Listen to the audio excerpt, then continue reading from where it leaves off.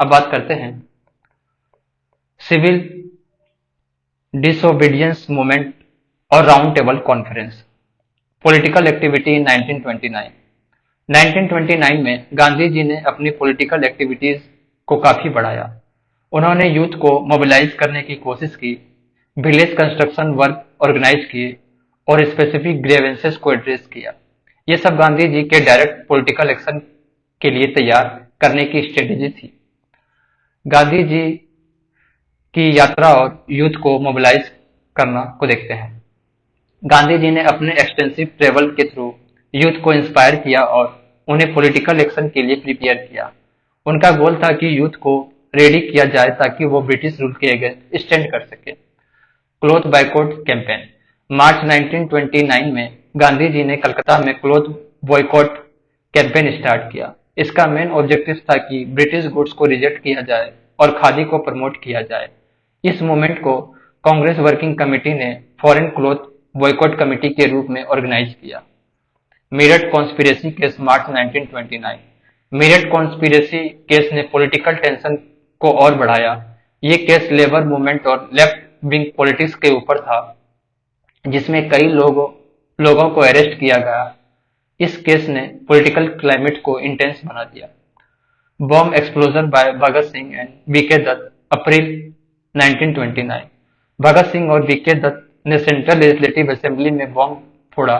ये action British rule के against protest था और इसने पॉलिटिकल सीन को और रेडिकल बना दिया। रामसाय मैकडोनल्ड्स की लेबर गवर्नमेंट मई 1929। रैमसे मैकडोनल्ड्स की लेबर गवर्नमेंट ने इंग्लैंड में पावर लिया। उन्होंने वेडवुड बेन को secretary of state for India बनाया। इसका मतलब था कि ब्रिटिश गवर्नमेंट का अप्रोच इंडिया के लिए थोड़ा चेंज हो सकता था। इरविन डिक्लेरेशन अक्टूबर 31, 1929 को देखते हैं। इरविन डिक्लेरेशन एक ज्वाइंट एफर्ट थी जो लेबर गवर्नमेंट और कंजर्वेटिव वाइसरॉय लॉर्ड इरविन ने मिलकर बनाई थी।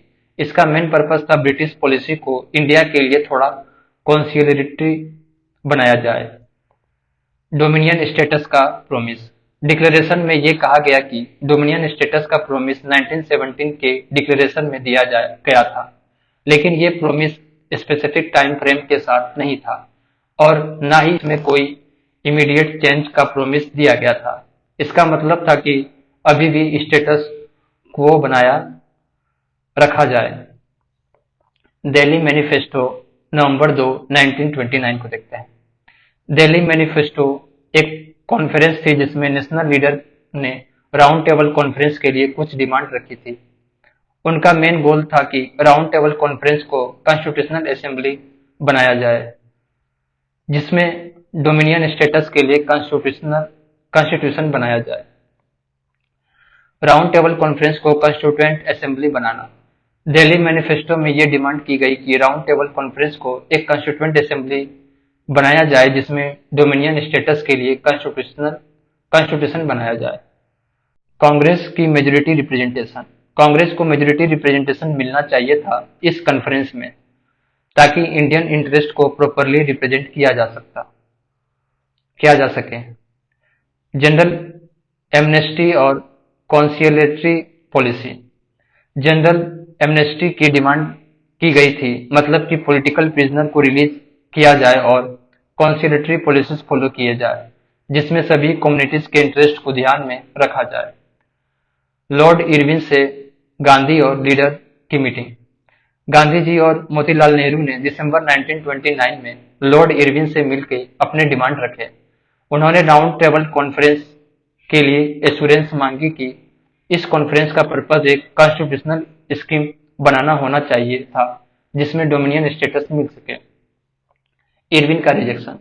लॉर्ड इरविन ने यह डिमांड रिजेक्ट कर दिया और कहा कि राउंड टेबल कॉन्फ्रेंस का पर्पज कॉन्स्टिट्यूशनल स्कीम बनाना नहीं था। उसका मेन एम इंडिया के फ्यूचर पॉलिटिकल स्ट्रक्चर को डिस्कस करना था, लेकिन डोमिनियन स्टेटस के लिए स्पेसिफिक टाइम फ्रेम नहीं दिया गया था। अब बात करते हैं लाहौर कांग्रेस एंड पूर्ण स्वराज दिसंबर 1929। 1929 में लाहौर कांग्रेस एक टर्निंग पॉइंट था इंडियन फ्रीडम स्ट्रगल के लिए। इस सेशन में जवाहरलाल नेहरू को कांग्रेस का प्रेसिडेंट बनाया गया, जो गांधी जी के सपोर्ट से हुआ था, लेकिन प्रोविंशियल कांग्रेस कमेटी ने इस डिसीजन को अपोज किया था। नेहरू का डिक्लेरेशन को देखते हैं। जवाहरलाल नेहरू ने लाहौर सेशन में खुलासा किया कि उनका गोल इंडिया को फॉरेन रूल से आजाद करना है। उन्होंने सोशलिस्ट और रिपब्लिकन बिलीफ्स को ओपनली एक्सप्रेस किया और कहा कि किंग्स, प्रिंसेस और इंडस्ट्रियलिस्ट के लोगों के जीवन पर कंट्रोल बंद होना चाहिए। नेहरू ने पीसफुल मास मूवमेंट की जरूरत को एम्फेसाइज किया, जो इंडिपेंडेंस के लिए जरूरी थे। लाहौर सेशन के डिसीजन को देखते हैं। राउंड टेबल कॉन्फ्रेंस का बाइकआउट। कांग्रेस ने राउंड टेबल कॉन्फ्रेंस को बाइकआउट कर दिया। ये डिसीजन इसलिए लिया गया क्योंकि ब्रिटिश गवर्नमेंट की पॉलिसीज को कांग्रेस ने इनसफिशिएंट और अनहेल्पफुल समझा था। कंप्लीट इंडिपेंडेंस एज कांग्रेस गोल।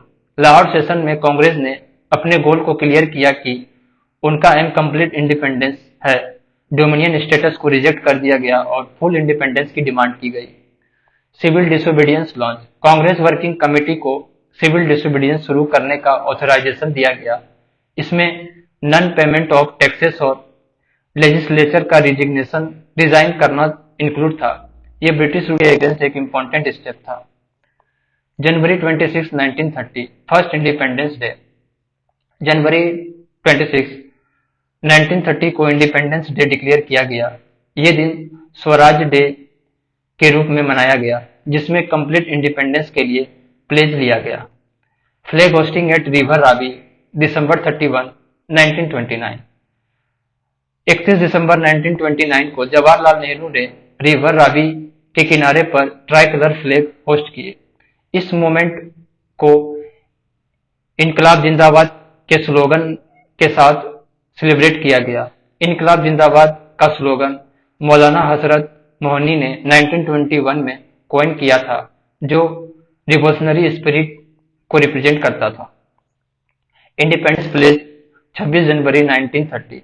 गांधी जी ने इंडिपेंडेंस प्लेज ड्राफ्ट किया था, जिसमें फ्रीडम का राइट्स को इनएलिनेबल माना गया था। इसमें ब्रिटिश एक्सप्लॉयटेशन, इकोनॉमिक रूइन, कल्चरल और स्पिरिचुअल इम्पैक्ट और पॉलिटिकल राइट्स की डिनायल का जिक्र था। प्लेज में सिविल डिसोबीडियंस के लिए प्रिपरेशन और पूर्ण स्वराज के लिए कमिटमेंट भी थी। अब बात करते हैं civil disobedience movement. Gandhi ji ने सिविल डिसोबीडियंस मूवमेंट के दौरान 11 डिमांड रखी थी, जो जनरल पब्लिक के लिए इंटरेस्ट से लेकर स्पेसिफिक ग्रुप के इशू तक कवर करती थी। ये डिमांड ब्रिटिश रूल के अगेंस्ट एक प्रोटेस्ट था, जिसमें नॉन वायलेंट रेजिस्टेंस का यूज किया गया। इस डिमांड को बोर्गोइज यानी कि मिडिल क्लास और पीजेंट्स यानी कि किसान ग्रुप के इश्यूज के हिसाब से डिवाइड किया गया था। General interest issues. ये डिमांड उन इश्यूज को एड्रेस करती थी जो समाज के हर तबके के लिए इम्पोर्टेंट है। Reduce expenditure on army and civil service by 50%। Gandhi ji ने कहा था कि आर्मी और सिविल सर्विस का खर्चा बहुत ज्यादा है और इसको 50% तक रिड्यूस किया जाना चाहिए, ताकि इंडिया के रिसोर्सेज को बेहतर तरीके से यूज किया जा सके। Introduce total prohibition. Gandhi ji ने टोटल प्रोहिबिशन की डिमांड की थी, जो शराब पे पूरी तरह से पाबंदी लगाने की बात की। उनका मानना था कि शराब इंडिया की सोशल और इकोनॉमिक प्रॉब्लम का एक मेजर रीजन है। Carry out reforms in criminal investigation department, CID. Gandhi ji ने सीआईडी में रिफॉर्म की बात की थी, जिसमें पुलिस और इंटेलिजेंस एजेंसीज के मिसयूज को रोका जाना चाहिए था। उनका मानना था कि सीआईडी का यूज पॉलिटिकल रिप्रेशन के लिए होता था। Change arms act allowing popular control of issue of firearms licence. Gandhi ji ने आर्म एक्ट को बदलने की बात की थी, जिसमें फायर आर्म्स लाइसेंस का कंट्रोल लोगों के हाथ में देने की बात थी, ताकि ब्रिटिश गवर्नमेंट का कंट्रोल कम हो सके। Release political prisoner. Gandhi ji ने पॉलिटिकल प्रिजनर को रिलीज करने की डिमांड की थी, जो ब्रिटिश गवर्नमेंट के खिलाफ प्रोटेस्ट करने या मूवमेंट में शामिल होने के लिए जेल में थे। Accept postal reservation bill. Gandhi ji ने पोस्टल रिजर्वेशन बिल को एक्सेप्ट करने की बात की थी, जो इंडियन पोस्टल सर्विस को स्ट्रेंथन करता और ब्रिटिश मोनोपोली को तोड़ता। Reduce rupee sterling exchange ratio to 1:4D। Gandhi ji ने रूपी स्टर्लिंग एक्सचेंज रेशियो को 1:4D तक रिड्यूस करने की डिमांड की थी। इसका मतलब था कि रूपी की वैल्यू को स्टर्लिंग पाउंड के कंपैरिजन में कम किया जाना चाहिए ताकि इंडियन इकोनॉमी को बेनिफिट हो। Introduce textile protection. Gandhi ji ने इंडियन टेक्सटाइल इंडस्ट्री को प्रोटेक्ट करने के लिए टेक्सटाइल प्रोटेक्शन की डिमांड की थी, जिसमें ब्रिटिश गुड्स को रेस्ट्रिक्ट करना था और इंडियन इंडस्ट्रीज को प्रमोट करना था। Reserve coastal shipping for Indians. Gandhi ji ने कोस्टल शिपिंग को इंडियंस के लिए रिजर्व करने की बात की थी, ताकि ब्रिटिश शिपिंग कंपनी को इंडियन ट्रेड से बेनिफिट ना हो और इंडियन ट्रेडर को सपोर्ट मिले। अब reduce land revenue by 50%। Gandhi ji ने इंडियन रेवेन्यू को 50% तक रिड्यूस करने की डिमांड की थी। उनका मानना था कि हाई लैंड रेवेन्यू किसानों पर बहुत ज्यादा बर्डन डालता है, जो उनके लिए इकोनॉमिक डिस्ट्रेस का कारण बनता है। Abolish salt tax and the government salt monopoly. Gandhi ji ने साल्ट टैक्स को एबोलिश करने की डिमांड की थी, जो एक सिंबॉलिक डिमांड थी। साल्ट टैक्स ने कॉमन पीपल को बहुत ज्यादा इफेक्ट किया था और साल्ट मोनोपोली को तोड़ने की बात थी ताकि इंडियंस को अपने साल्ट का कंट्रोल मिल सके। अब बात करते हैं डांडी मार्च, सिविल डिसोबीडियंस मूवमेंट। जब कांग्रेस वर्किंग कमेटी को लगने लगा कि ब्रिटिश गवर्नमेंट उनके डिमांड्स पर ध्यान नहीं दे रहे, तो गांधी जी को सिविल डिसोबीडियंस मूवमेंट शुरू करने का अधिकार दिया गया।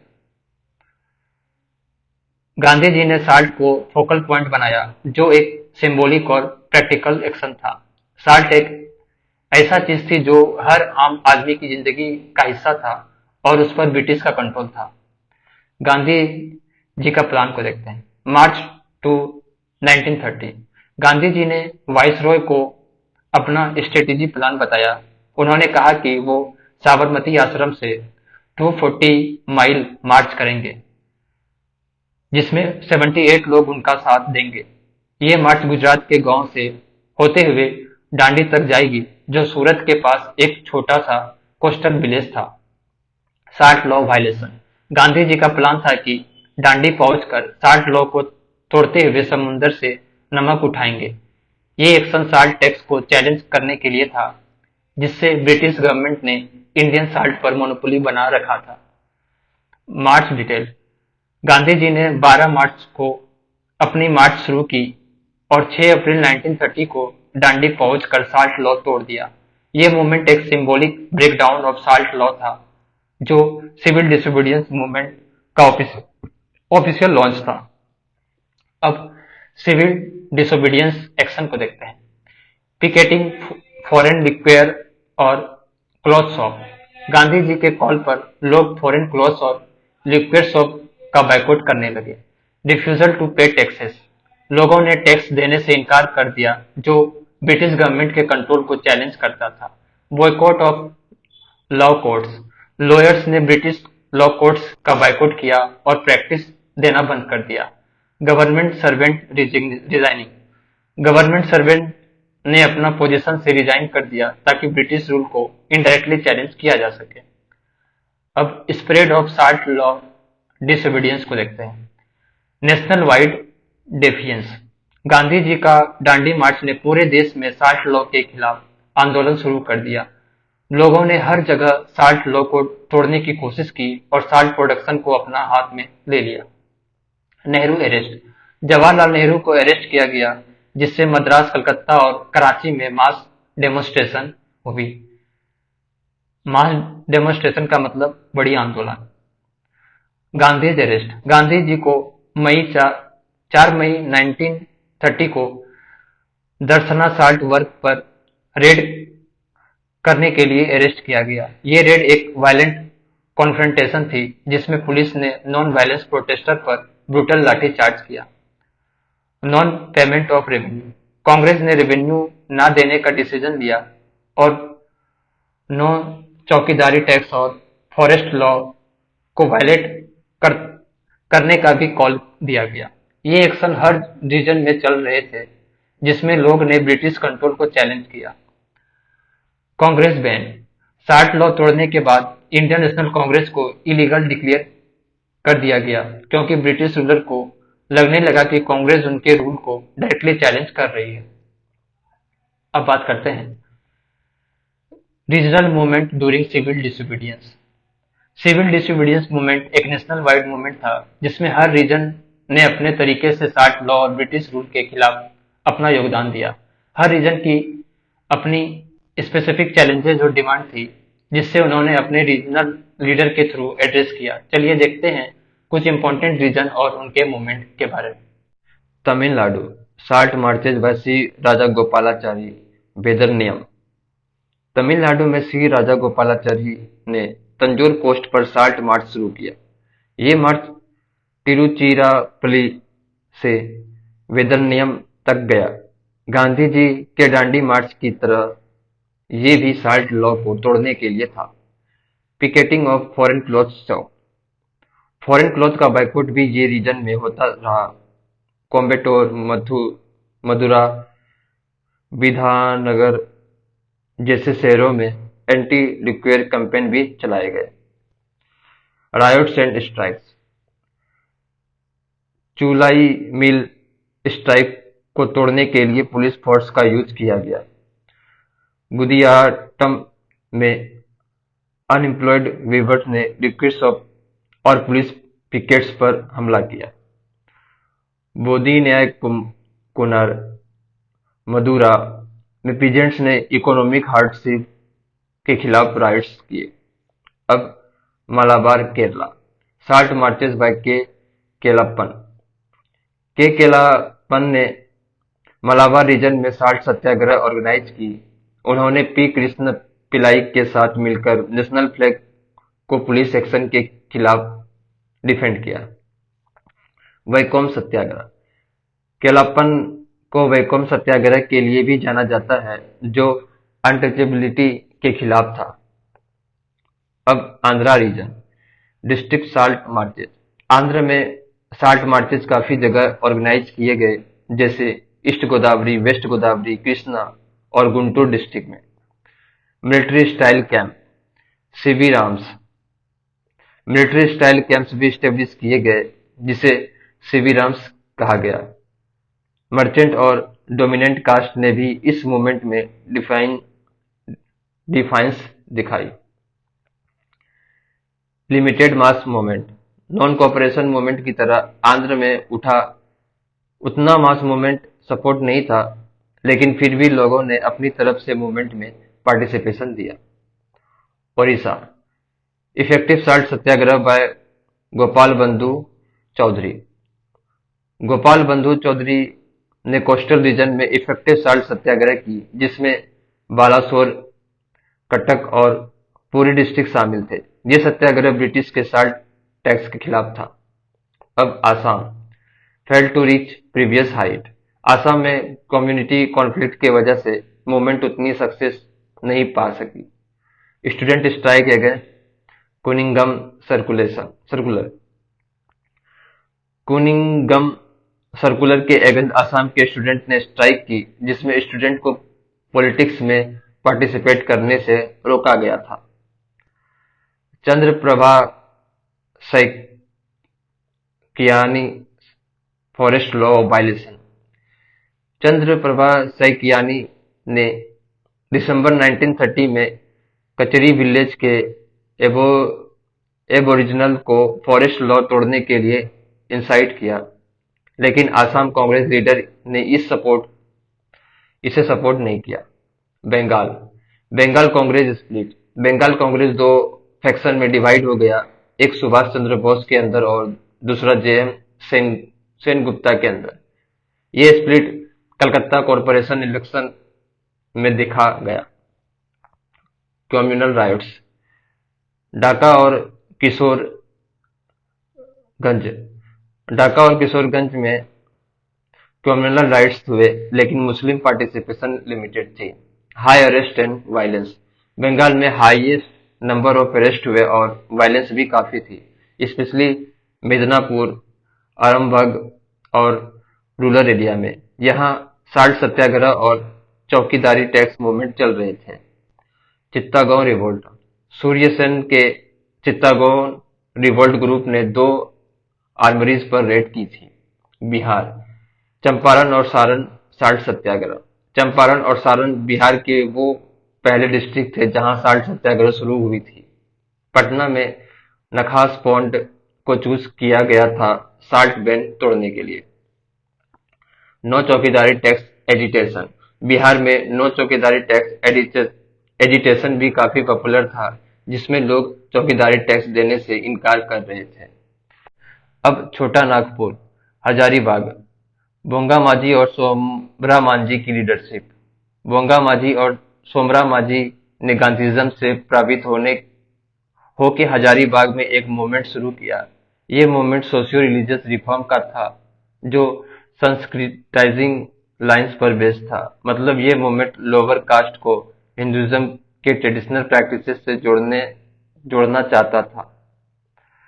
संथाल कम्युनिटी का इन्वॉल्वमेंट। संथाल ट्राइब्स के लोगों ने भी इलीगल लिक्विड डिस्टिलेशन में पार्टिसिपेट किया। ये एक लोअर कास्ट मिलिटेंसी थी जो अपने इकोनॉमिक एक्सप्लॉयटेशन के खिलाफ थी। पेशवार, खान अब्दुल गफ्फर खान मूवमेंट। बादशाह खान या फ्रंटियर गांधी। खान अब्दुल गफ्फर खान, जिसे बादशाह खान या फ्रंटियर गांधी के नाम से जाना जाता है, ने पठान्स के बीच एजुकेशनल और सोशल रिफॉर्म शुरू किया। उन्होंने खुदाई खिदमतगर नाम से एक वॉलंटियर ब्रिगेड बनाई, जिसे रेड शर्ट के नाम से जाना गया। Non violent resistance.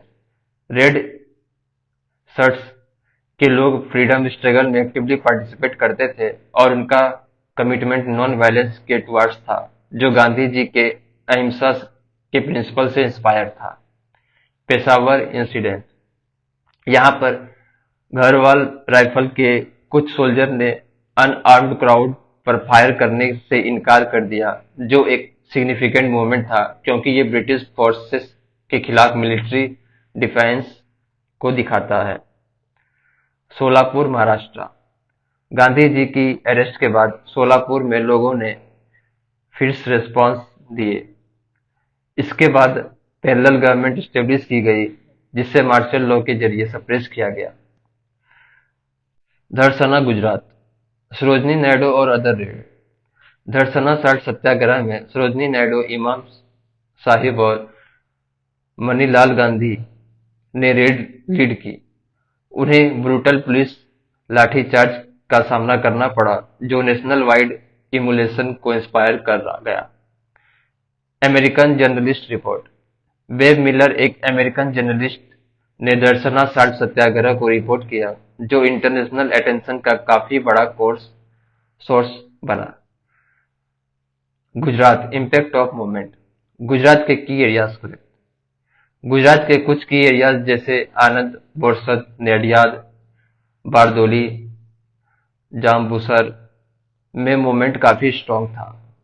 No tax movement. इन रीजन में नो टैक्स मूवमेंट भी चलाया गया, जिसमें लैंड रेवेन्यू को देने से इनकार किया गया। अब Maharashtra, Karnataka and central province. Forest law defines. Maharashtra, Karnataka और सेंट्रल प्रोविंस में लोगों ने फॉरेस्ट लॉ का डिफाइंस किया। इसमें ग्रेजिंग और टिम्बर रेस्ट्रिक्शन को तोड़ने की कोशिश की गई और इलीगल एक्वायर्ड फॉरेस्ट प्रोड्यूस को पब्लिक सेल पर रखा गया। United Provinces, UP. No revenue campaign. United Provinces में एक नो रेवेन्यू कैंपेन ऑर्गेनाइज किया गया, जिसमें जमींदार्स को रेवेन्यू नहीं देने के लिए कहा गया। No rent campaign. No rent campaign भी चलाया गया, जिसमें टेनेंट्स को जमींदार के खिलाफ उठा खड़ा किया गया। ये डिफेक्टो नो रेंट मूवमेंट बन गया क्योंकि ज्यादातर जमींदार ब्रिटिश लॉयल्टीज थे और उनका सपोर्ट नहीं मिल रहा था। Momentum in Agra and Raebareli. इस मूवमेंट का मोमेंटम अक्टूबर 1930 में आगरा और रायबरेली में काफी बढ़ गया। मणिपुर एंड नागालैंड। रानी गैदिनलुई रिवोल्ट। रानी गैदिनली एक 13 साल की नागा स्पिरिचुअल लीडर ने नागालैंड में रिवोल्ट शुरू किया।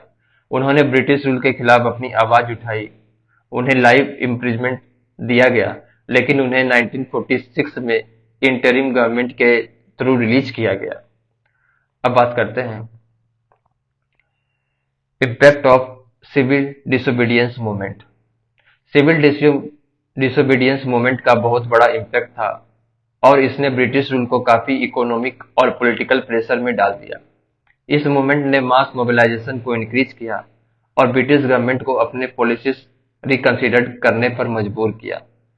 देखते हैं इसके इम्पैक्ट को।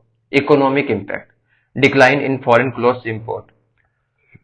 सिविल डिसोबीडियंस मूवमेंट के दौरान बॉयकॉट ऑफ फॉरेन क्लोथ्स को प्रमोट किया गया। इसका इफेक्ट ये था कि फॉरेन क्लोथ्स इंपोर्ट्स में सिग्निफिकेंट डिक्लाइन आया। लोग खादी को प्रमोट कर रहे थे, जो सेल्फ रिलायंस का सिंबल था। Loss of government income, liquor excise and land revenue से जो इनकम मिलती थी उसमें भी काफी लॉस हुआ।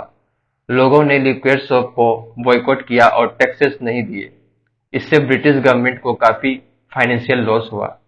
Boycott of legislative assembly election, Congress ने लेजिस्लेटिव असेंबली इलेक्शन का बॉयकॉट किया, जो ब्रिटिश गवर्नमेंट के लिए पॉलिटिकल इम्ब्रेसमेंट बना। यह मास मोबिलाइजेशन का एक और इम्पोर्टेंट एस्पेक्ट था, जिसमें लोगों ने इलेक्शन को इलिजिटिमेट माना और उनमें पार्टिसिपेट नहीं किया। मास मोबिलाइजेशन, प्रभात फेरीज और वानर सेना। प्रभात फेरीज और वानर सेना जैसे मूवमेंट ने लोगों को इकट्ठा किया और उन्हें सिविल डिसोबीडियंस के लिए इंस्पायर किया। ये मूवमेंट सिंबॉलिक रेजिस्टेंस थे जो हर गांव और शहरों में चले। अब बात करते हैं Gandhi Irwin pact, Delhi pact 1931। Gandhi Irwin pact एक इम्पोर्टेंट टर्निंग पॉइंट था इस मूवमेंट में।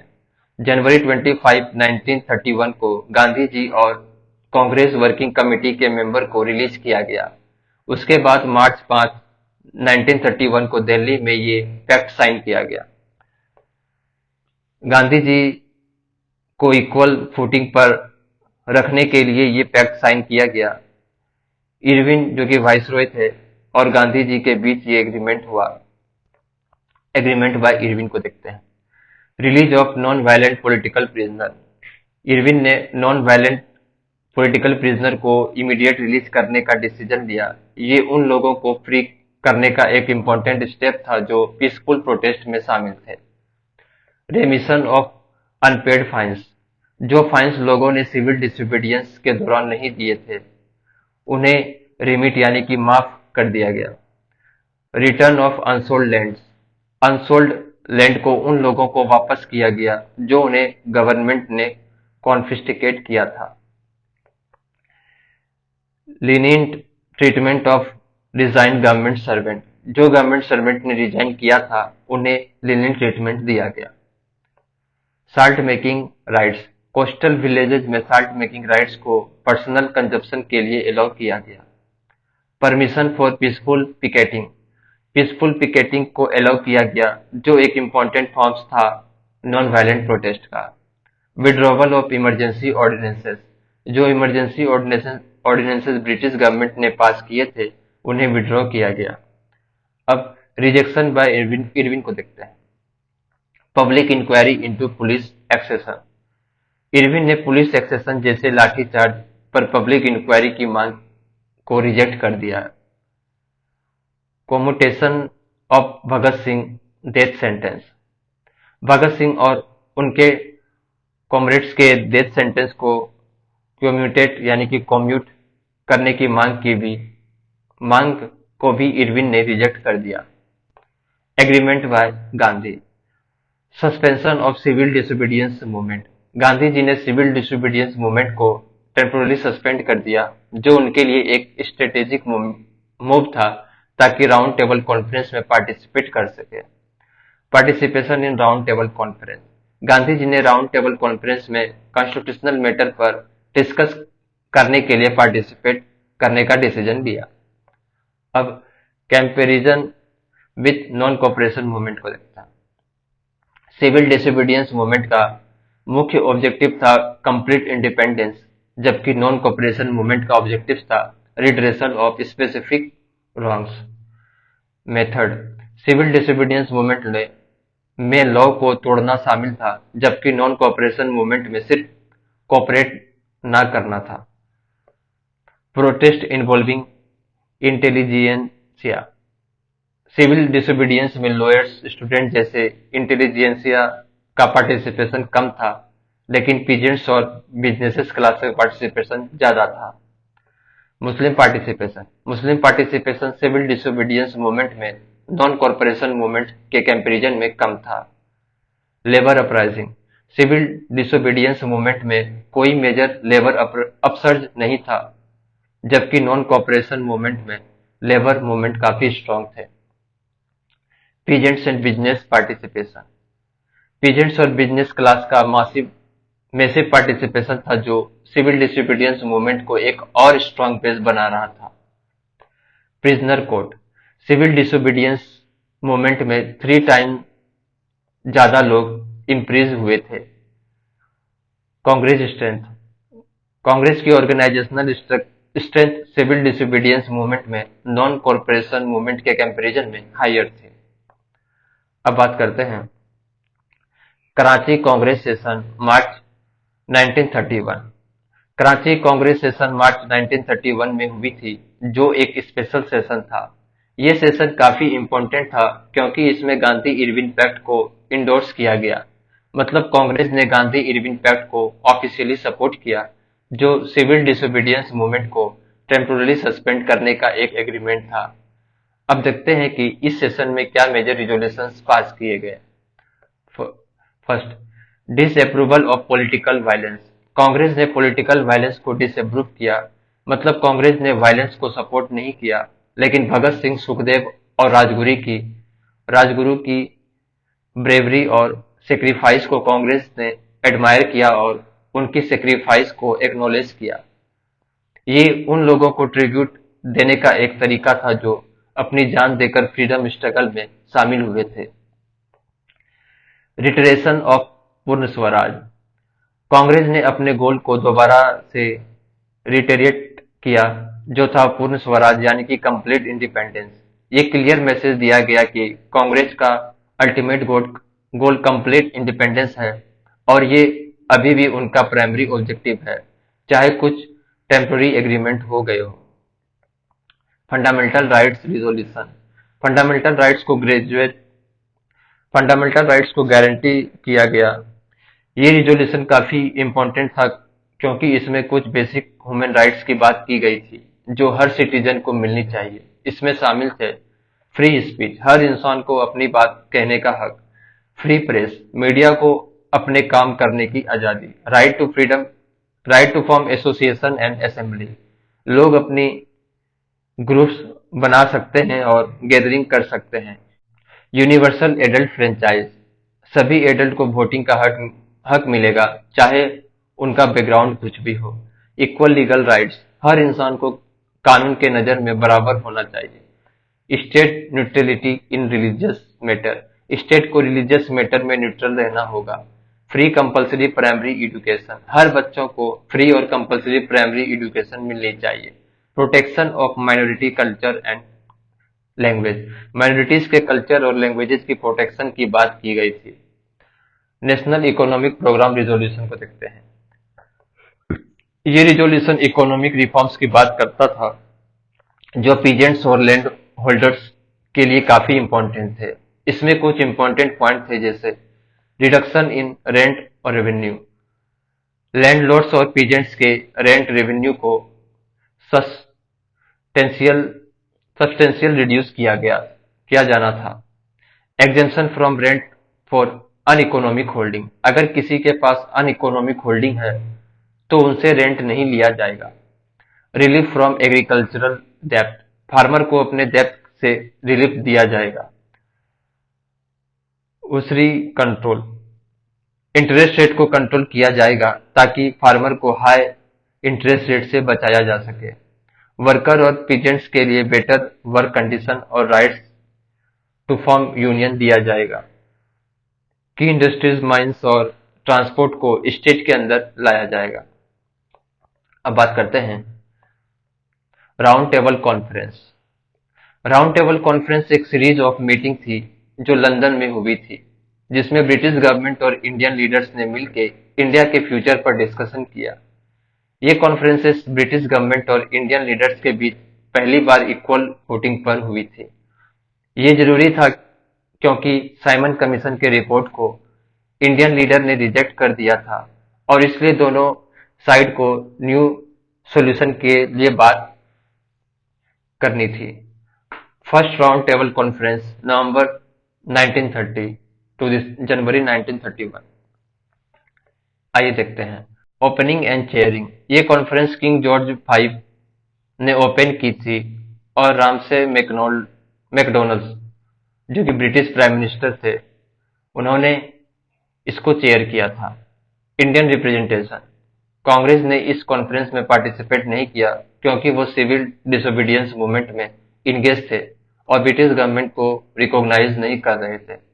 इंडियन रिप्रेजेंटेशन काफी डाइवर्स थे। Princely state, Muslim League, Hindu Mahasabha, Sikh, Parsi, liberals, depress class, labour, women, universities etcetera हर ग्रुप्स अपना व्यू पॉइंट रखने आए थे। Government of Indian representation. Government of India को रिप्रेजेंट करने वाले लोग नरेंद्र नाथ लॉ, भूपेंद्र नाथ मित्र, सीपी रामास्वामी अय्यर और एम रामचंद्र राव। आउटकम्स ये हुआ कि इस कॉन्फ्रेंस का आउटकम्स इनएडेक्वेट रहा। कुछ डिस्कशन हुई जैसे Indian federation, defence, finance, safeguard और ट्रांसफर ऑफ डिपार्टमेंट, लेकिन इम्प्लीमेंटेशन में कोई खास प्रोग्रेस नहीं हुई। इसके बाद भी सिविल डिसोबीडियंस मूवमेंट जारी रहा। अब बात करते हैं सेकेंड राउंड टेबल कॉन्फ्रेंस 1931 सितंबर टू दिसंबर। Appeal to Gandhi. Indian Liberal Party के मेंबर जैसे तेज बहादुर सप्रू, CY चिंतामणि और श्रीनिवास शास्त्री ने गांधी जी से अपील किया वो वाइसरॉय से बात करें। इंडियन नेशनल कांग्रेस ने गांधी जी को अपना सोल रिप्रेजेंटेटिव नॉमिनेट किया था। इस कॉन्फ्रेंस में ए रंगास्वामी अय्यर और मदन मोहन मालवीय भी थे। Changes in viceroy. इस कॉन्फ्रेंस के दौरान वाइसरॉय का चेंज हुआ था। लॉर्ड इरविन की जगह लॉर्ड विलिंगडन ने ली थी। ये एक सिग्निफिकेंट चेंज था क्योंकि इरविन और गांधी के बीच पहले से ही एक वर्किंग रिलेशनशिप थी। गांधी स्टैंस। गांधी जी ने एक पार्टनरशिप की बात की थी जो इक्वलिटी पर बेस हो और इमीडिएट रेस्पॉन्सिबल गवर्नमेंट की डिमांड की थी। गांधी जी ने कहा कि कांग्रेस ऑल ऑफ इंडिया को रिप्रेजेंट करता है और उनकी रिप्रेजेंटेशन को इक्वल होना चाहिए। Deadlock on minorities issue. इस कॉन्फ्रेंस में माइनॉरिटी इशू को लेकर डेडलॉक था। अलग अलग ग्रुप जैसे मुस्लिम लीग, सिख और डिप्रेस क्लासेस ने अपने लिए सेपरेट इलेक्टोरेट्स की डिमांड की थी। गांधी जी ने इस डिमांड को अपोज किया क्योंकि उनका मानना था कि कम्युनल डिवीजन से यूनिटी नहीं आएगी। Princely state. प्रिंसली स्टेट को फेडरेशन के बारे में एप्रीहेंशन थी, खास करके जब सिविल डिसोबीडियंस मूवमेंट को सस्पेंड किया गया था। आउटकम्स देखते हैं क्या निकला। इस कॉन्फ्रेंस का कुछ इंपॉर्टेंट आउटकम्स था। 2 मुस्लिम मेजोरिटी प्रोविंस अनाउंस किए गए, नॉर्थ वेस्ट फ्रंटियर प्रोविंस और सिंध। इंडियन कंसल्टेटिव कमेटी बनाई गई थी। 3 एक्सपर्ट कमेटी बनाई गई थी, फाइनेंस, फ्रेंचाइज और स्टेट्स। अगर इंडियंस अपने बीच एग्रीमेंट नहीं करते तो ब्रिटिश गवर्नमेंट ने यूनिलेटरल कम्युनल अवार्ड देने की धमकी दी थी। अब बात करते हैं थर्ड राउंड टेबल कॉन्फ्रेंस 1932 नवंबर टू दिसंबर। थर्ड राउंड टेबल कॉन्फ्रेंस एक ऐसा इवेंट था जिसमें इंडियन लीडर्स का पार्टिसिपेशन काफी लिमिटेड था क्योंकि कांग्रेस और गांधी जी ने इसमें पार्टिसिपेट नहीं किया। ये कॉन्फ्रेंस 1932 में हुई थी और इसमें भी वही इशू डिस्कस किए गए जो पहले 2 कॉन्फ्रेंस में किए गए थे। लेकिन इस बार भी कोई सिग्निफिकेंट प्रोग्रेस नहीं हुई थी। आइए पॉइंट्स को देखते हैं। कांग्रेस एंड गांधी अब्सटेंशन। कांग्रेस और गांधी जी ने थर्ड राउंड टेबल कॉन्फ्रेंस में पार्टिसिपेट नहीं किया क्योंकि उन्होंने ब्रिटिश गवर्नमेंट के साथ पहले के कॉन्फ्रेंसेस में कोई मीनिंगफुल एग्रीमेंट नहीं किया था। उसका मानना था कि ब्रिटिश अपने टर्म्स पर ही बात कर रहे हैं और इंडियंस इंटरेस्ट को इग्नोर कर रहे हैं। Similar issues persisted. In conference में भी वही इशू डिस्कस किए गए जैसे इंडिया का फेडरेशन, सेपरेट इलेक्टोरेट्स और कॉन्स्टिट्यूशनल रिफॉर्म, लेकिन ब्रिटिश गवर्नमेंट की तरफ से कोई मेजर चेंजेस नहीं आए और इंडियन लीडर के लिए भी ये कॉन्फ्रेंस ज्यादा फ्रूटफुल नहीं थी। राउंड टेबल कॉन्फ्रेंस के बाद जो रिकमेंडेशंस थी उनको ब्रिटिश पार्लियामेंट में डिबेट किया गया। उसके बाद एक ज्वाइंट सेलेक्ट कमेटी बनाई गई थी जिसका काम था रिकमेंडेशंस को फाइनलाइज करना। इसके बेसिस पर गवर्नमेंट ऑफ इंडिया एक्ट 1935 बनाया गया जो जुलाई 1935 में इम्प्लीमेंट किया गया। अब important fact about the round table conference को देखते हैं। Gandhi and Congress participation. गांधी जी और कांग्रेस ने सेकेंड राउंड टेबल में ही पार्टिसिपेट किया था। पहले और तीसरे कॉन्फ्रेंस में उन्होंने अब्सटेन किया था क्योंकि उनका मानना था कि ब्रिटिश गवर्नमेंट से कोई सब्सटेंशियल रिजल्ट नहीं मिल रहा। मोहम्मद जिन्ना पार्टिसिपेशन। मोहम्मद जिन्ना ने फर्स्ट और सेकेंड टेबल कॉन्फ्रेंस में पार्टिसिपेट किया लेकिन थर्ड में उनका पार्टिसिपेशन नहीं था। जिन्ना ने अपनी मुस्लिम लीग की तरफ से सेपरेट इलेक्टोरेट्स की डिमांड को हाईलाइट किया था जो उनका की एजेंडा था। Doctor B R Ambedkar and T B Sapru participation. Doctor B R Ambedkar और टीबी सापरू ने सभी 3 राउंड टेबल कॉन्फ्रेंस में पार्टिसिपेट किया था। अम्बेडकर ने डिप्रेस क्लास के इश्यूज को हाईलाइट किया था और उन्होंने सेपरेट इलेक्टोरेट्स की डिमांड की थी जो उनके लिए एक मेजर कंसर्न था। अब resumption of civil disobedience movement 1931 to 1934 को देखते हैं। सेकेंड राउंड टेबल कॉन्फ्रेंस के फेल्यूर के बाद कांग्रेस वर्किंग कमेटी ने दिसंबर 29, 1931 को डिसाइड किया कि सिविल डिसोबीडियंस मूवमेंट को दोबारा से रिज्यूम किया जाएगा। इस डिसीजन के बाद कांग्रेस ने अपने स्ट्रगल को फिर से इंटेंसिफाई किया। ट्रूस पीरियड मार्च टू दिसंबर 1931। United province. यूनाइटेड प्रोविंस में रेंट रिडक्शन के लिए एक मूवमेंट चालू हुई थी। लोगों ने समरी इविक्शन के अगेंस्ट प्रोटेस्ट किया जो गवर्नमेंट ने किया था, यानी जो लोग अपना रेंट को पे नहीं कर पा रहे थे उन्हें फोर्सफुली अपने घर से निकाल दिए गए थे। North west frontier province. खुदाई खिदमतगर जो बादशाह खान के फॉलोवर थे और पीजेंट्स को ब्रूटल टैक्स कलेक्शन के अगेंस्ट प्रोटेस्ट करने पर रिप्रेशन का सामना करना पड़ा। ब्रिटिश गवर्नमेंट ने इन प्रोटेस्ट को वायलेंट सेपरेशन से डील किया था। बंगाल। बंगाल में ड्रेकोनियन ऑर्डिनेंस बनाए गए थे जिसमें मास डिटेंशन और टेररिज्म के नाम पर लोगों को अरेस्ट किया गया। पॉलिटिकल प्रिजनर को भी हर्ष ट्रीटमेंट दिया गया था। हिजली जेल में फायरिंग इंसिडेंस भी हुआ जिसमें पॉलिटिकल प्रिजनर पर गोली चलाई गई थी। अब बात करते हैं changed government attitude after the second round table conference. Second round table conference के बाद ब्रिटिश गवर्नमेंट का एटीट्यूड टुवर्ड्स कांग्रेस और गांधी जी काफी टफ हो गया। गांधी इरविन पैक्ट के बाद ब्रिटिश ऑफिशियल ने कांग्रेस की पॉलिटिकल प्रेस्टाइज को बढ़ता हुआ देखा जो उनके लिए एक चैलेंज था, इसलिए उन्होंने अपनी पॉलिसीज को टफेन कर दिया। British official response to the Delhi pact. Congress political prestige. Delhi pact यानी गांधी इरविन पैक्ट के बाद कांग्रेस की पॉलिटिकल प्रेस्टीज काफी बढ़ी। इसमें ब्रिटिश इन्फ्लुएंस को अंडरमाइन किया क्योंकि कांग्रेस को अब एक इक्वल पार्टी के रूप में देखा जाने लगा था जो ब्रिटिश गवर्नमेंट के साथ नेगोशिएट कर सकती थी। British policy consideration. British government कुछ पॉलिसीज कंसिडरेशन की थी। गांधी जी को मास मूवमेंट बिल्ड करने से रोकना था ताकि उनका मोमेंटम ना बढ़े। कांग्रेस के ओपोनेंट को कॉन्फिडेंस देना था जो गवर्नमेंट लॉयल्टीज थे। नेशनल मूवमेंट को रूरल एरियाज में कंसोलिडेट होने से रोकना था, क्योंकि अगर रूरल मासेस ने कांग्रेस को सपोर्ट कर लिया तो ब्रिटिश की रूल को चैलेंज करना मुश्किल हो जाता। अब government action after the Delhi pact. Repression ordinances. British government ने रिप्रेसिव ऑर्डिनेंस लगाया जो जो प्रैक्टिकली मार्शल लॉ के जैसा था। इसमें कांग्रेस ऑर्गेनाइजेशंस पर बैन लगा दिया गया, अरेस्ट किया गया और प्रॉपर्टी कॉन्फिस्केशन की गई। गांधी आश्रम को भी ऑक्युपाई किया गया और प्रेस सेंसरशिप लगाई गई। नेशनलिस्ट लिटरेचर को बैन किया गया ताकि लोगों तक फ्रीडम स्ट्रगल की न्यूज ना पहुंचे। गांधीज अरेस्ट।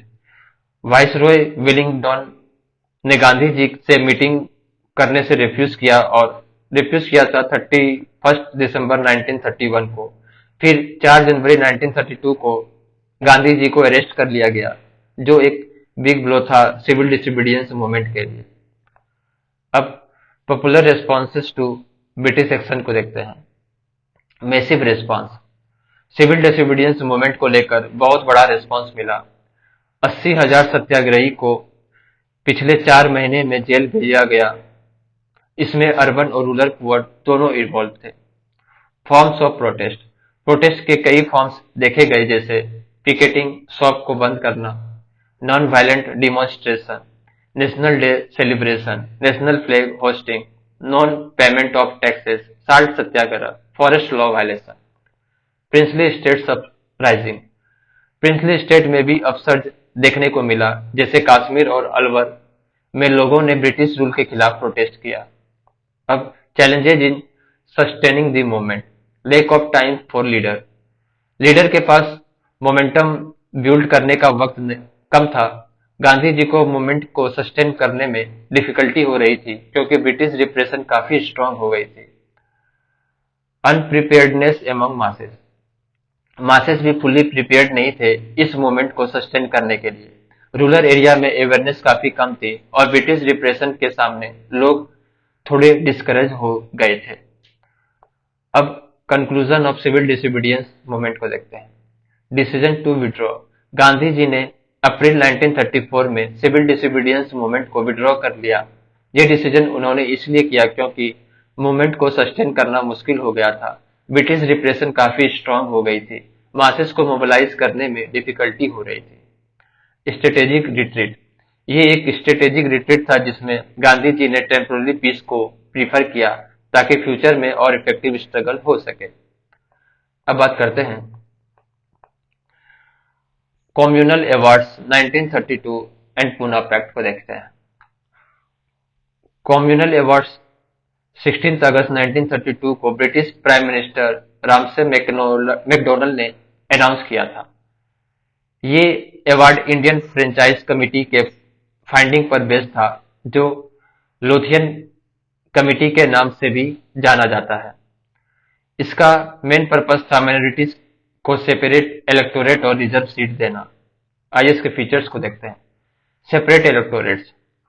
कम्युनल अवार्ड्स के तहत सेपरेट इलेक्टोरेट्स दिए गए थे कुछ स्पेसिफिक कम्युनिटीज को। इसका मतलब था कि हर कम्युनिटी को अपनी अलग वोटिंग सिस्टम मिलेगी।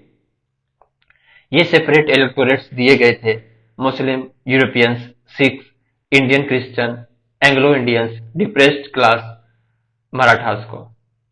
Reserve seat for depressed class. Depressed classes के लिए 78 रिजर्व सीट थी।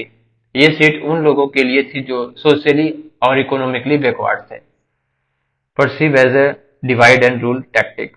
इंडियन लीडर ने कम्युनल अवार्ड को ब्रिटिश गवर्नमेंट का डिवाइड और रूल टैक्टिक माना। उनका कहना था कि ये कम्युनल टेंशन को बढ़ावा देगा और हिंदू और मुस्लिम के बीच डिवाइड करेगा। अब Gandhi's opposition to separate electorates को देखते हैं। गांधी जी को सेपरेट इलेक्टोरेट्स का आइडिया बहुत डिविजिबल लगा। उन्होंने डिप्रेस क्लासेस के लिए सेपरेट इलेक्टोरेट्स को रिजेक्ट किया और ज्वाइंट इलेक्टोरेट का सपोर्ट किया, जिसमें रिजर्व सीट होती। गांधी जी का कहना था कि अगर हर कम्युनिटी के लिए अलग इलेक्टोरेट्स होते हैं तो ये यूनिटी को वीकेंड करेगा। उन्होंने सोशल यूनिटी और हिंदू मुस्लिम यूनिटी को प्रमोट करने की बात की। Ambedkar stand. Doctor B R Ambedkar ने डिप्रेस क्लासेस के लिए सेपरेट इलेक्टोरेट्स की डिमांड की थी, क्योंकि उन्होंने सोचा कि हिंदू उनके राइट्स को हिंदूज उनके राइट्स को इग्नोर करेंगे और उनकी रिप्रेजेंटेशन को अंडरमाइन करेंगे। द इम्पासेस। गांधी जी और अंबेडकर के बीच डेडलॉक हो गया था, क्योंकि दोनों के व्यू अपोजिट थे। गांधी जी ने कहा कि सेपरेट इलेक्टोरेट से हिंदू यूनिटी टूट जाएगी, जबकि अंबेडकर ने कहा कि डिप्रेस क्लासेस को अपना रिप्रेजेंटेशन चाहिए। Main provisions of the communal awards को देखते हैं। Separate electorates for various group, double voting rights for depress classes. Depress classes को डबल वोटिंग राइट्स दिए गए। इसका मतलब था कि वो सेपरेट इलेक्टोरेट्स के थ्रू भी वोट कर सकते थे और जनरल इलेक्टोरेट्स के थ्रू भी वोट कर सकते थे। रिजर्व सीट इन प्रोविंशियल लेजिस्लेचर। प्रोविंशियल लेजिस्लेचर में सीट कम्युनल रिप्रेजेंटेशन के बेसिस पर रिजर्व की गई थी। इसका मतलब था कि हर कम्युनिटी के लिए certain number of seats reserve थी। Special provision for womens. Womens के लिए 3% सीट रिजर्व थी सभी प्रोविंस में, except north west frontier province में। अदर एलोकेशन जैसे लेबरर्स, लैंडलॉर्ड्स, ट्रेडर और इंडस्ट्रियलिस्ट के लिए भी सीट रिजर्व थी, जो उनके रिप्रेजेंटेशन को इंश्योर करते थे। अब Congress response to the communal awards को देखते हैं। कांग्रेस का स्टैंड था कि कम्युनल अवार्ड को फुल्ली एक्सेप्ट या रिजेक्ट नहीं किया गया। कांग्रेस ने माइनॉरिटी कम्युनिटीज के कॉन्सेंट को रिस्पेक्ट किया, लेकिन उन्होंने इसको डिवाइड एंड रूल का टैक्टिक भी माना। कांग्रेस का कहना था कि माइनॉरिटीज के राइट्स को प्रोटेक्ट करना जरूरी है, लेकिन हिंदू मुस्लिम यूनिटी को तोड़ना नहीं चाहिए। अब बात करते हैं पूना पैक्ट 1932। पूना पैक्ट 24 सितंबर 1932 को गांधी जी और डॉक्टर बी आर अम्बेडकर के बीच हुआ था। यह पैक्ट कम्युनल अवार्ड के बाद किया गया था, जब गांधी जी ने फास्ट किया था। Key provisions of the Poona pact को देखते हैं। सेपरेट इलेक्टोरेट्स को ज्वाइंट इलेक्टोरेट्स में कन्वर्ट किया गया था, लेकिन रिजर्व सीट को मेंटेन किया गया था। डिप्रेस क्लासेस को रिजर्व सीट दिए गए थे, पर वो ज्वाइंट इलेक्टोरेट्स में वोट करते थे। रिप्रेजेंटेशन को इंक्रीज किया गया था ताकि डिप्रेस क्लासेस का बेटर रिप्रेजेंटेशन हो सके।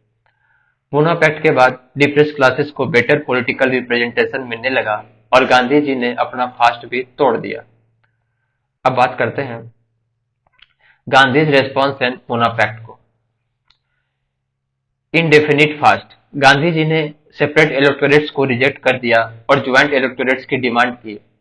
इसके लिए उन्होंने इनडेफिनिट फास्ट शुरू कर दिया। गांधी जी का कहना था कि डिप्रेस क्लासेस को रिजर्व सीट मिलनी चाहिए, लेकिन वो सेपरेट इलेक्टोरेट्स में नहीं, बल्कि ज्वाइंट इलेक्टोरेट्स में ही होना चाहिए।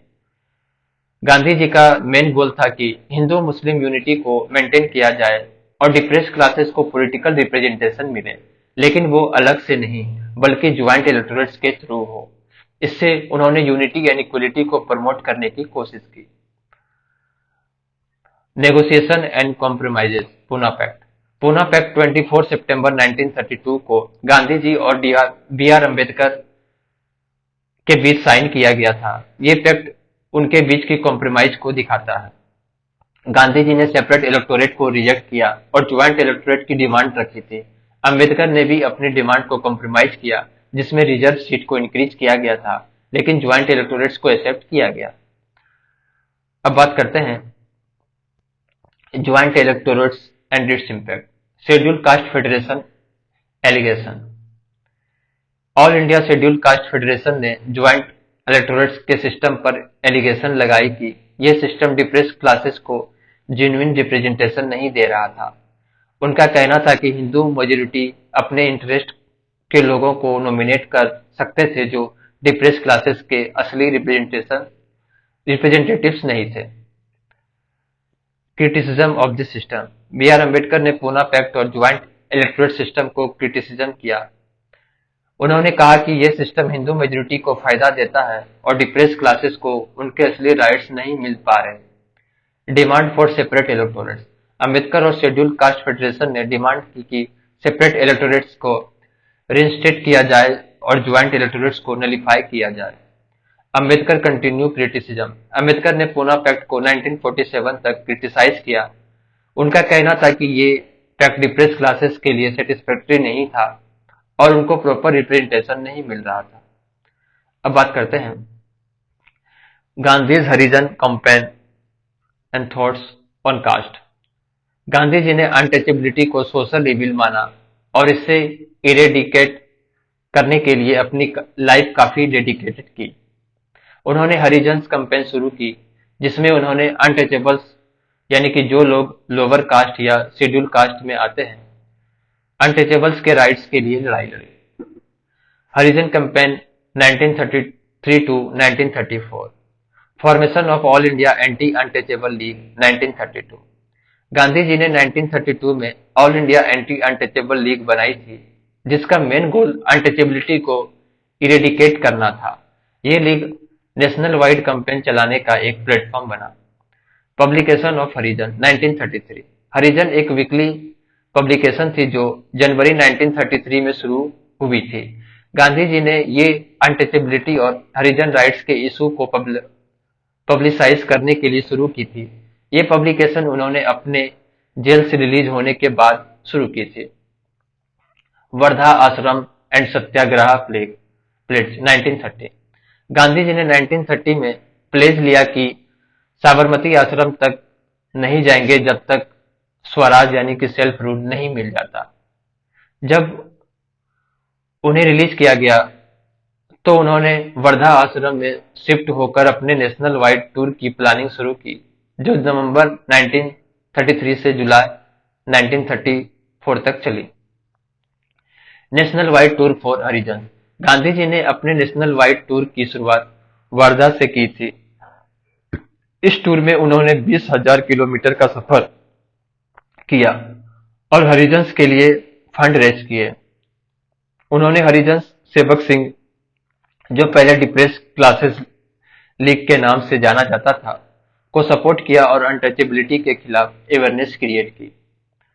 Fast for emphasis on untouchability issue. Gandhi ji ने मई 8, 1934 में और 16 अगस्त 1934 को 2 फास्ट रखे, जिसमें उन्होंने अनटचेबिलिटी को खत्म करने की अपनी सीरियसनेस दिखाई।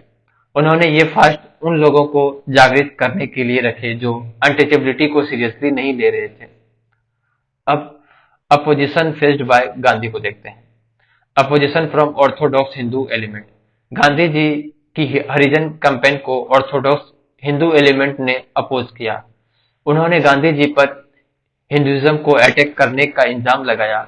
इन लोगों का कहना था कि गांधी जी जो कर रहे हैं वो हिंदू धर्म के खिलाफ था। Gandhi's statement on Hinduism and untouchability. Gandhi ji ने कहा कि Hinduism dies if untouchability lives. Untouchability has to die if Hinduism is to live. उनका कहना था कि अगर अनटचेबिलिटी को नहीं हटाया गया तो हिंदुइज्म का एग्जिस्टेंस ही खत्म हो जाएगा। गांधी जी ने यह भी कहा कि शास्त्र यानी कि हिंदू रिलीजियस टेक्स्ट में अनटचेबिलिटी को सैंक्शन नहीं दिया गया है। अगर किसी ने ये कहा तो उन्हें इग्नोर कर देना चाहिए, क्योंकि ये ह्यूमन डिग्निटी के खिलाफ है। अब बात करते हैं Gandhi's view on caste and ideological differences with Ambedkar.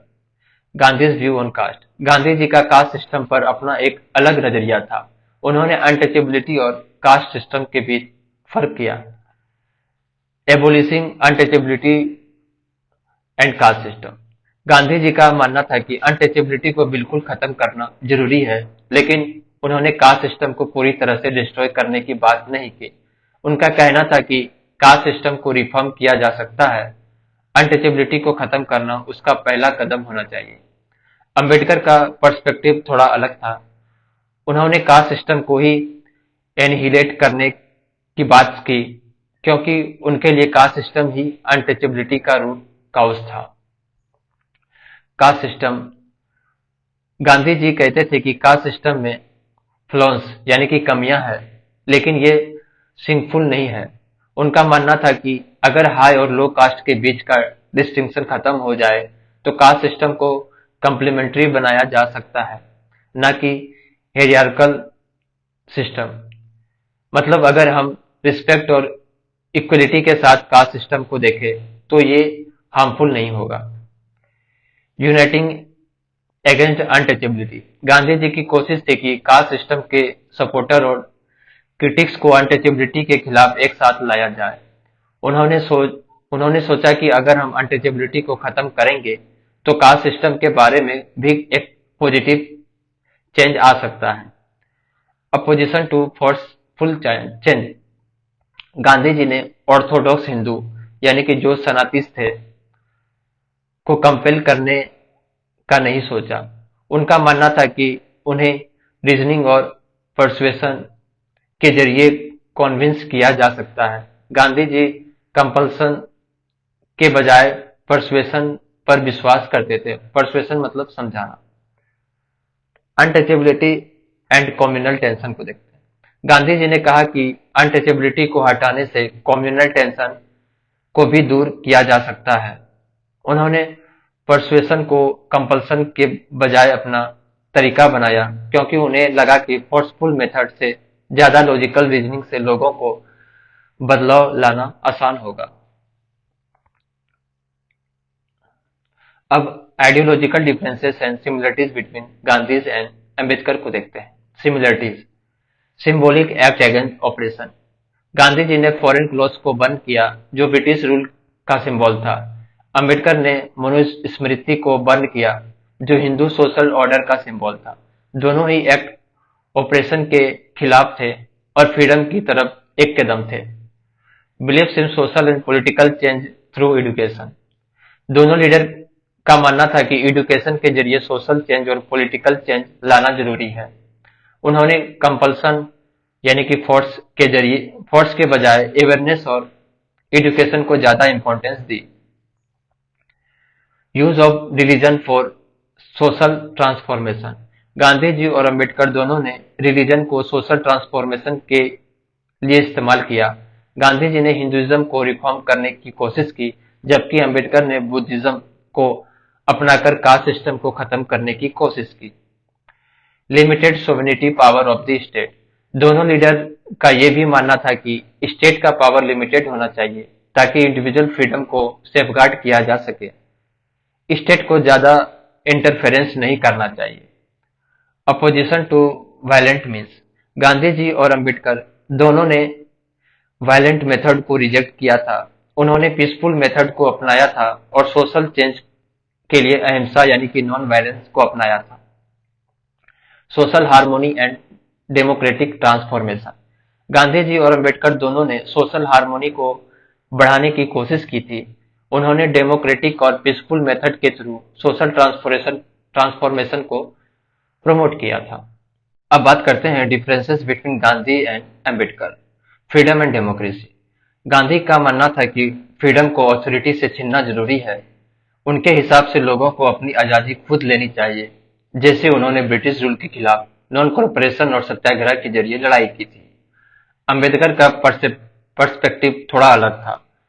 उन्होंने कहा कि फ्रीडम को इंपेरियल रूल्स यानी कि ब्रिटिश से मिलना चाहिए, यानी उन्होंने कॉन्स्टिट्यूशनल और लीगल मेथड को ज्यादा इंपॉर्टेंस दी। अंबेडकर को लगता था कि फ्रीडम एक राइट्स है जो रूलर्स को देना चाहिए। Approach to social issue. Gandhi ने अनटचेबिलिटी को खत्म करने के लिए मोरल एक्ट और एटोनमेंट यानी कि पाप से मुक्ति के लिए अपने गलतियों का एहसास का रास्ता अपनाया। उनका मानना था कि हिंदू को अपने धर्म को सुधारना होगा और अनटचेबिलिटी को मोरल रिस्पॉन्सिबिलिटी के रूप में देखे। Ambedkar on the other hand ने लीगल और कॉन्स्टिट्यूशनल लिबर्टीज जैसे लॉज और पॉलिसीज को ज्यादा इंपॉर्टेंस दी। उन्होंने अनटचेबिलिटी को सिस्टमेटिक प्रॉब्लम के रूप में देखा और इसके लिए लीगल एक्शन की बात की। Views on caste and Hinduism. Gandhi ने कास्ट और वर्ण के बीच फर्क किया। उनका मानना था कि वर्ण सिस्टम एक पुराना और फ्लेम सिस्टम था, लेकिन कास्ट सिस्टम को पूरी तरह से डिस्ट्रॉय नहीं करना चाहिए। उन्होंने कास्ट सिस्टम को डिजेनरेशन के रूप में देखा। अंबेडकर ने हिंदू स्क्रिप्चर जैसे मनुस्मृति मनुस्मृति को डिनाउंस किया और कास्ट सिस्टम को पूरी तरह से रिजेक्ट किया। उन्होंने कहा कि हिंदुइज्म के अंदर कास्ट सिस्टम का रूट है और इसलिए उन्होंने बुद्धिज्म को अपनाया। Hindu unity versus Indian unity. Gandhi ने हिंदू यूनिटी को प्रमोट किया और कहा कि इंडियन यूनिटी का बेसिक हिंदुइज्म होना चाहिए। उन्होंने ब्रिटिश रूल को डिवाइड एंड रूल के लिए ब्लेम किया, जिसमें हिंदू और मुस्लिम को अलग कर दिया गया था। अंबेडकर ने हिंदू यूनिटी को रिजेक्ट किया। उन्होंने कहा कि हिंदूज को अपने कास्ट सिस्टम को खत्म करना होगा, तभी उन्हें यूनिटी मिल सकती है। अंबेडकर ने इंडियन यूनिटी को सभी रिलीजन और कास्ट के बीच इक्वलिटी के रूप में देखा। अब मीन्स एंड एंड। गांधी का मानना था कि तरीका मीन्स यानी कि तरीका को प्यूरिटी से देखना जरूरी है। उन्होंने कहा कि अगर आप सत्याग्रह और अहिंसा जैसे प्योर मीन्स अपनाते हैं तो एंड जरूरी अच्छा होगा। अंबेडकर ने कहा कि एंड को जस्टिफाई करने के लिए मीन्स भी जस्टिफाई होना चाहिए। उन्होंने लीगल और कॉन्स्टिट्यूशनल मेथड को अपनाया, चाहे वो कभी कभी फोर्सफुल हो। Views on mechanisation. गांधी ने मैकेनाइजेशन यानी कि मशीन्स और टेक्नोलॉजी का बढ़ता हुआ इस्तेमाल को डीह्यूमनाइजिंग यानी कि इंसानियत के खिलाफ कहा। उन्होंने सोचा कि मशीन्स इंसान के मोरल वैल्यूज को खत्म कर देती है और ह्यूमन लेबर को एक्सप्लॉइट करती है। Ambedkar on the other hand ने मैकेनाइजेशन को बेनिफिशियल माना, क्योंकि उन्होंने सोचा कि मशीन सोसाइटी को प्रोग्रेस और इकोनॉमिक ग्रोथ दे सकती है। Approach to laws and constitution. Gandhi ने अनजस्ट लॉ के खिलाफ डिसोबीडियंस को अपनाया। उन्होंने कहा कि अगर कानून जस्ट नहीं है तो उसे वायलेट करना जरूरी है। उनका मानना था कि जस्टिस के लिए लॉ का वायलेशन भी जरूरी हो सकता है। अंबेडकर ने लॉज और कॉन्स्टिट्यूशन को पवित्र माना और कहा कि उनको ऑब्जर्व करना जरूरी है। उन्होंने कॉन्स्टिट्यूशनल मेथड के जरिए राइट्स को सेफगार्ड करने की बात की। Perception of untouchables. गांधी ने अनटचेबल्स को हिंदू कम्युनिटी का इंटीग्रल पार्ट माना। उन्होंने उन्हें हरिजन्स यानी कि गॉड चिल्ड्रंस कहा और सोचा कि उन्हें हिंदुइज्म के अंदर ही सुधारना होगा। अंबेडकर ने अनटचेबल्स को सेपरेट रिलीजन और पॉलिटिकल माइनॉरिटी माना। उन्होंने कहा कि अनटचेबल्स को हिंदुइज्म से अलग अपना आइडेंटिटी और पॉलिटिकल राइट्स चाहिए। Communication and method. गांधी ने अपनी बातें वर्नाकुलर लैंग्वेज जैसे हिंदी गुजराती में की थी ताकि आम लोग समझ सके। उन्होंने नॉन कोऑपरेशन मूवमेंट, हड़ताल और सत्याग्रह जैसे मेथड को अपनाया। अंबेडकर ने अपनी बात इंग्लिश में की थी और उन्होंने लीगल और कॉन्स्टिट्यूशनल मेथड को अपनाया। उन्होंने बुद्धिज्म को अपनाने के लिए पब्लिक स्पीचेस और राइटिंग का यूज किया।